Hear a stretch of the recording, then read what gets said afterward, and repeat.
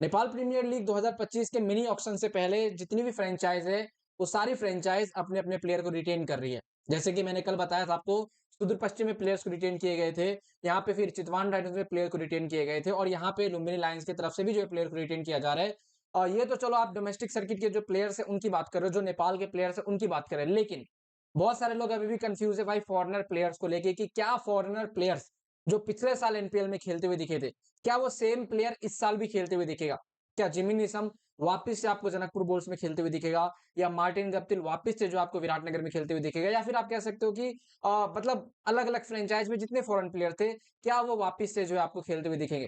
तो देखो दोस्तों, सबसे पहले यहाँ पे फॉरेनर प्लेयर्स को लेके ना इस साल का अगर मैं आपको बताऊँ, तो बहुत सारे प्लेयर कन्फर्म नहीं है कि इस साल खेलेंगे।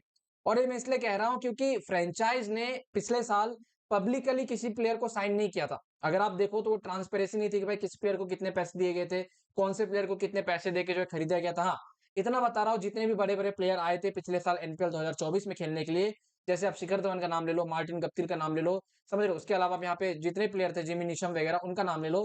कहीं न कहीं वो प्लेयर्स ऐसा नहीं है कि भाई आपको सिर्फ़ और सिर्फ़ लाखों रुपए में आते हुए दिखेंगे। बहुत सारे उसमें से ऐसे प्लेयर थे जो आपको करोड़ों की डील में जो है वो आते हुए जो है दिखे थे। एंड कहीं न कहीं वापस से हो सकता है आपको वो जितने फॉरेनर प्लेयर था, वो साल 2025 के मिनी ऑक्शन में मेरे हिसाब से तो फॉरेनर प्लेयर को इस साल रखा नहीं जाएगा। मिनी ऑक्शन आपको नेपाल प्लेयर के लिए ही होगा। लेकिन वो फिर आप कह सकते हो कि जो पिछले साल प्लेयर खेले थे ना, वो ऐसा नहीं है गारंटीड कि वो आपको इस साल भी खेलते हुए दिखेगा। क्योंकि एक कॉन्ट्रैक्ट होता है, उस कॉन्ट्रैक्ट के बेसिस पे जो है आपका यहाँ पे अब वो साल भर का कॉन्ट्रैक्ट रखा था या 2 साल का कॉन्ट्रैक्ट रखा था, वो कहीं न कहीं हमें जो है अभी फिलहाल के लिए पता नहीं है। लेकिन देखो, ऐसा नहीं है कि भाई पिछले साल जितने प्लेयर थे वो सारे प्लेयर ही नहीं खेलेंगे। आप कह सकते हो बहुत सारे प्लेयर आपको खेलते हुए दिखेंगे भी, क्योंकि अगर मैं एक एग्जांपल बताऊँ, तो यहाँ पे जिमी नीशम जैसा जो प्लेयर है उसने पिछले साल कहा था कि यार मैं चाहूँगा अगले साल आके फिर से यहाँ पे खेलने के लिए। वैसे ही शिखर धवन जो है वो कह के गए थे।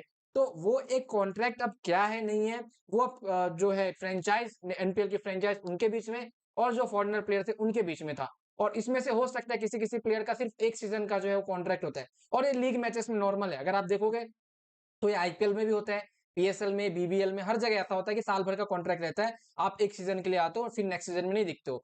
तो इस साल हो सकता है मे बी आपको एनपीएल की फ्रैंचाइज़ नए जो फॉरेनर प्लेयर्स हैं उनकी तरफ एक्सप्लोर करते हुए दिखे। सुनने में तो ऐसा भी आ रहा है कि भाई पाकिस्तान के बाबर आज़म से बातचीत चल रही है, डेविड वार्नर से बातचीत चल रही है, स्टीव स्मिथ जो उनसे बातचीत चल रही है। लेकिन वो न्यूज़ कितनी कन्फर्म है ये फिलहाल के लिए अभी पता नहीं है, क्योंकि ये र्यूमर्स है अभी फिलहाल के लिए।